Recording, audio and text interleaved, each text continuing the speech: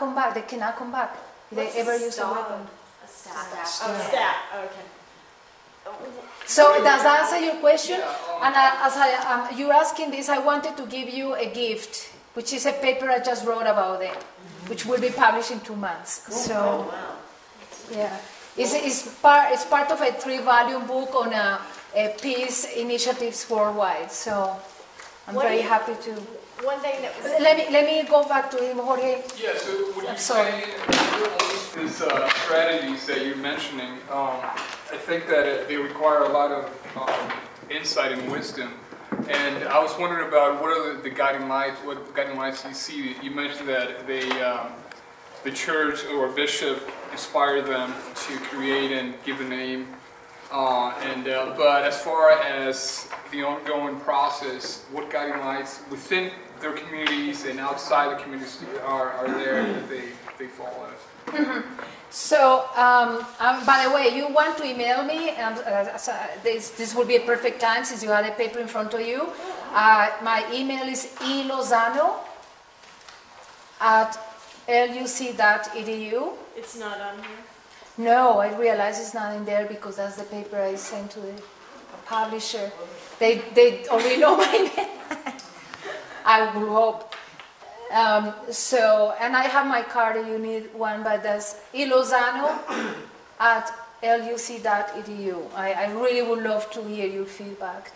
But back to this, that was my question, Jorge, when I went there. What moves them? What allows them to do this? And I would say the number one thing is community. Absolutely. I didn't know what community was until I went and spent time with peace communities. That's a community. It really is. It really is amazing. Number one is community. Number two, I will say this. They probably will not see it this way exactly unless I give them examples. But number two, recognition or trust, faith in a higher power. Definitely. Now, I will not say God necessarily, but I would say trust in a higher power. And that higher power may be the community, maybe the international community, or maybe God. And I give you one amazing example of how that works actually with the enemy as well. In one case, Ignacio was faced 200 men with weapons, and he was forced to strip naked. And he was asked to provide information about the guerrillas because he was a guerrilla. He was threatened as a member of the guerrillas. He said, "I'm not a guerrilla. I cannot give you information. You know the guerrillas. You go where you know more about the guerrillas than I do." And one of the armed men, he was a mix of army and paramilitary, was like, "You want me to cut you? I really want to cut you." And another guy, the paramilitary was saying that, and the army guy was saying, no, don't do that. We need him alive. So there was this bad cop, good cop thing going on, which is a tactic to make anybody speak. You know, you have somebody here, and the army guy was saying, "Oh, come here, I will help you." He said, number one, "I'm not moving." The army guy was saying, "Go away." "I'm not going away because I know what you will do if I start running. You will shoot, and I will become a diseased guerrilla. So I'm not moving. I'm staying here." And he added, and this was very, very important. He added, and this has been said to me several times, "You cannot kill me. It is not up to you. It's up to him. When he needs me, he will call me. It's not up to you. You cannot kill me." Several times it has happened, and several times they have done this. Do you see the power of that? The power of that is the power of taking the threat away from this person, not her. Yvonne is very nice. Taking the threat away from her, because of course when somebody is actually threatening to cut you, they are working with your fear, obviously. When Ignacio says, and it has not only been Ignacio, when Ignacio says that, he is saying something that's really remarkable, and it's actually very true. It's really not up to you. It will happen when it will happen. you cannot do anything about it. It's not your power. So in doing that, Ignacio takes the power away from the paramilitary man, and the threat does not work anymore. And when the threat does not work anymore, the paramilitary man has to either cut or stop it. But that's because they needed information from him. Yeah. And when the paramilitary is training, is saying, I don't care, I hate you, you're a member of the peace community, I'm going to kill you anyway. And he says, it's not up to you. And when he says that, the power is taken away from him. And there was no information. He gave no information whatsoever. He gave no information whatsoever, and he did not give up on that threat. And he did not give up on that threat by invoking a power that is higher than the power of the threat.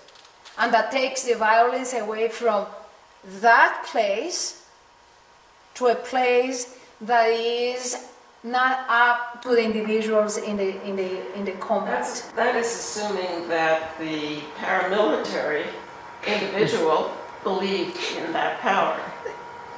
Yes and no. What it does assume very well and correctly, you're completely right. Actually, I talk about that in the paper.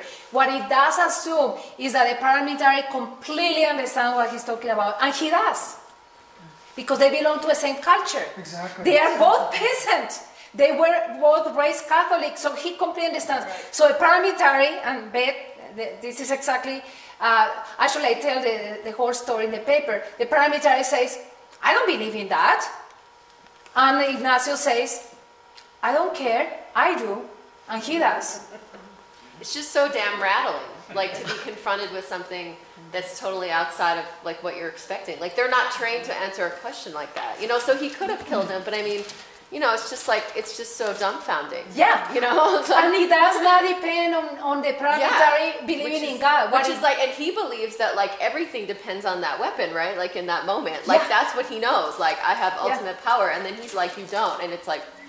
Right, you know, like, and we know about the Vidyadhara, the founder of Naropa and of Shambhala, the anecdote that circulates in some places that living in a bar, he was confronted, I don't know the details, was confronted by a man with a gun. Mm-hmm. And he said, shoot, coward. And obviously, he was not shot. Now, you know how rallying is that? No, in fact, I have experienced that. I have experienced a few times in my life what it is to confront, in my case, a man who is about to do me serious harm, to confront him that way and have him completely dissolving. What did you say? I have had that experience several times. Well, let me give you an example. Not a life or death example, but an example of being sexually insulted, okay, or harassed. I was in a bus in Colombia, you know, you imagine the 6 p.m. buses, everybody's like thick like this, you cannot possibly breathe, right? I'm like this, and this man behind me starts doing what a lot of men used to do, which is he's rubbing against me, and he has an erection. And thank you, John, I appreciate that. And this happens all the time to women. You're like this, you're totally embarrassed. There is a guy who's pretty much getting on you, and you cannot move. So what did I do in that situation? I'm like, just like this has happened many times, but I decided no more. I said, very, very loud, I said, excuse me, sir, if you need to go and pass me, do. If you cannot, stop pushing. And what did I do with that?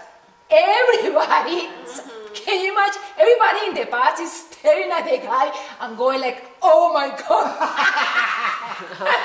But I didn't insult him. What was it? A bath? Bus. Oh, a bus. Okay, I'm sorry. Crowded. Okay, right.